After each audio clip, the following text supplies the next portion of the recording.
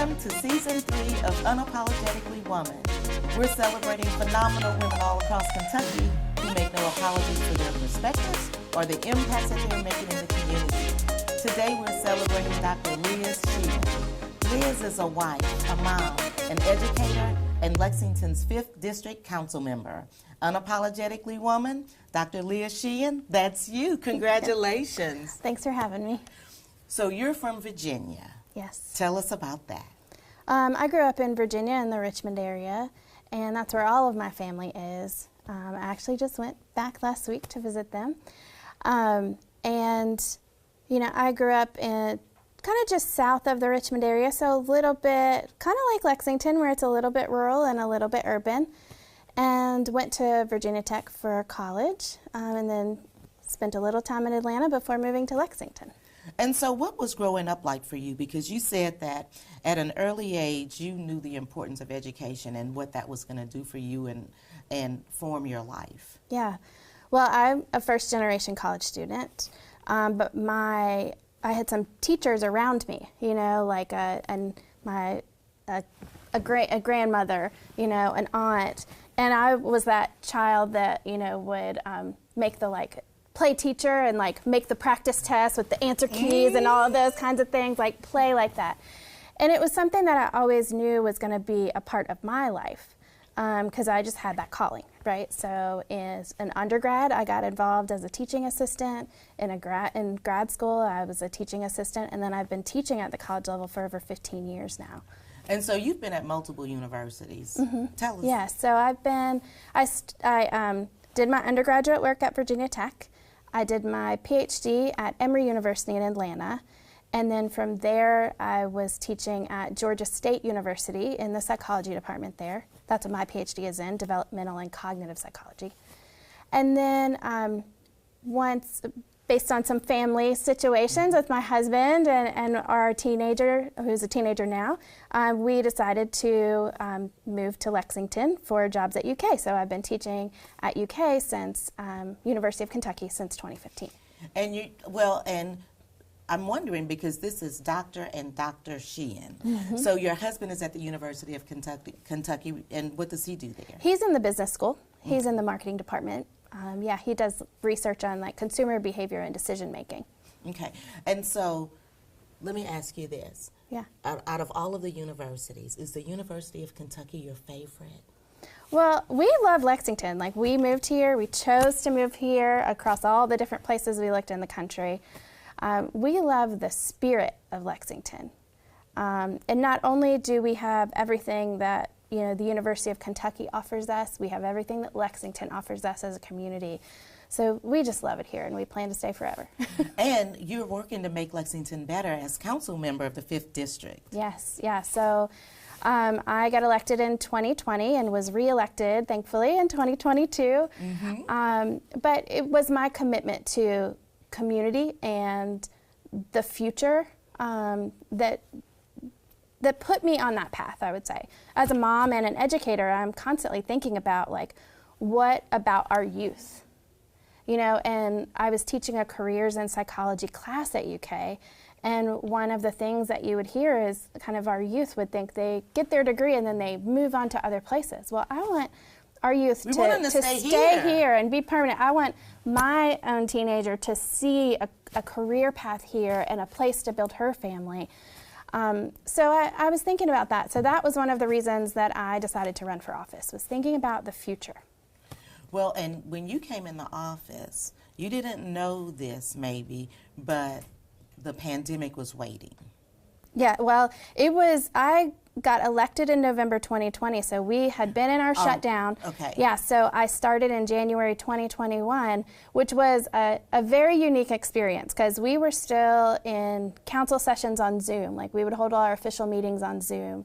So it was a very different experience to be on council at that time than to be starting in the more traditional setting, mm-hmm. right? And I think we did a lot of good in that time. I think Lexington was very proactive in the pandemic and really thinking about not only how to deal with healthcare, but also how to address some of the other effects of the pandemic, like workforce and our economics and our housing situations. So I think we had a lot of potential that we were able to fulfill. And you were able to help bring in a lot of money during the pandemic to serve, to stabilize families in their homes. Yeah, when we received our money from the federal government, the American Rescue Plan Act funds, because of my background in psychology, I think about meeting people's basic needs. Because you can't thrive if you are thinking about where your food is going to come from, if you have a place to sleep at night, if you don't feel safe.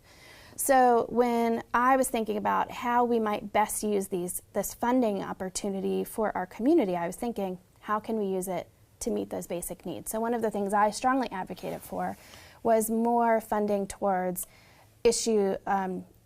initiatives towards homelessness intervention. Mm-hmm. So I worked on that, and of course some other things, but yeah. Well, and you guys were very busy, making sure that everybody in Lexington was taken care of, and you were, even during the pandemic, all over the place, making sure that everything was settled for Lexington. Yeah, I mean, if you think about all of the different ways that the pandemic affected our lives, there was definitely, serious effects that we needed to deal with that affect our community and our well-being, our economics, all of those things that we needed to very quickly address. And I think we're going to see a lot of those effects, linger. If you look at how people interact, how children experience education right now, and how some of them are reacclimating to being in person and having those social settings. I think we're going to be thinking about this and dealing with it for a while. What's been your biggest aha moment of serving on the council? Let's see. I mean, I think it is... Or your greatest pleasure? Yeah, I really enjoy working on our council. Our council is a nonpartisan organization or entity, and I have really enjoyed getting to know the other council members and finding our commonalities, our common ground, the things that we can work on together. Because we're not always going to agree on everything, but there are things that we can all find that have overlap that we can work on. So I'd rather see that. I'd rather see the places where we can collaborate. One of my mottos that I tell everybody is, don't hate, collaborate. So why make things a competition? Why, try to divide? Instead, let's bring everybody together, see what we can do, because I think each mind that you add to a problem increases the chance of success. And so the council right now is the most diverse council that there's ever been in Lexington. Yes. And you work a lot on fairness and equity. Why is that important to you? Well, I'm a member of the LGBTQ plus community, so that is one of the places that I really bring my perspective to council, but then also keep in mind as I'm working on policy. So, for example, in my first year, I worked with former council member Susan Lamb on the LGBTQ mental health protection ordinance. This was a ban on conversion therapy in our county. So I think about, from psychology, from what I know about how people interact, what biases, whether conscious or unconscious, exist in our world, the barriers that people face, and how decisions and policy affect people's well-being and mental health. So I'm kind of looking for places in policy where I can, try to break some of those barriers down, and try to help on these things that will increase the equity in our community and make everyone feel welcome. And speaking of that, there's been a lot of activity in Frankfort lately. Mm-hmm. What do you think that's doing to our youth? Well, or the potential. Right.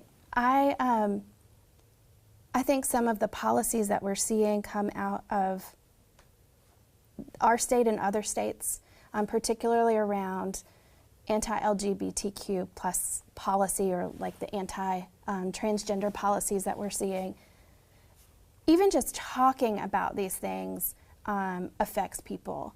But if you think about what we know from the medical field, the psychological field, psychiatry, child development, these policies can be deadly. You see increases in suicide, depression, anxiety, when people are feeling like they are being discriminated against, and that's what we're seeing. And that's my opinion. Of course, everybody has their own perspectives of how they bring what they bring to it. But for me and for my family, it doesn't feel good. And I think the science and the professional organizations are all saying unequivocally that we should not be doing this, right? So it's very hard, but I think what we've seen from our youth is we've seen them standing up and speaking up, and we're finding ways to support them, and that gives me so much hope. Well, I'm getting goosebumps, honestly, as I say that, because I've seen them out there and sharing their stories that are so heartfelt, and standing up for their own rights, and I love it. I love it. Well, I was watching and I saw the kids at the Capitol and I was like, okay. And then I saw them walk out of school, at some of the high schools here. And that brought me, a level of pride because I'm like, okay, these kids are active. They're involved and they have a voice and they want to be a part of what is going to affect them and what is going to affect their peers. Yes. Yeah, I think we're seeing a lot of compassion for others and perspective taking, and I think now we need to channel that energy, right? There's kind of when you're thinking about politics and who votes, there's always kind of this stereotype, I would say, that younger people don't vote. I don't think we're going to continue to see that. I think our youth in high school and in college are getting more and more civically engaged. I can't wait to see them voting. I can't wait to see them running for office themselves. I'm ready to help. I'm ready to walk and knock doors for them. So I'm excited about it. I think there's so much potential there. Stitch it, don't pitch it. Yeah, this was a project that I really enjoyed because I was able to combine something that I care about for policy, like environmentalism, with something that I like to do as a hobby, which is sewing. And we talk about reduce, reuse, and recycle, the 3 R's, right? Well, recycle should be your last R. That's your last resort. You should reduce and reuse first.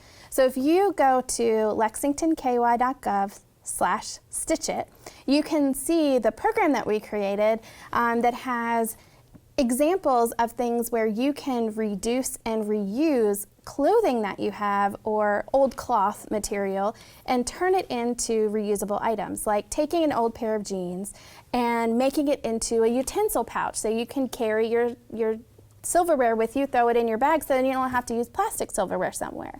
Or taking an old t-shirt and turning it into a bag that you can use at the grocery store.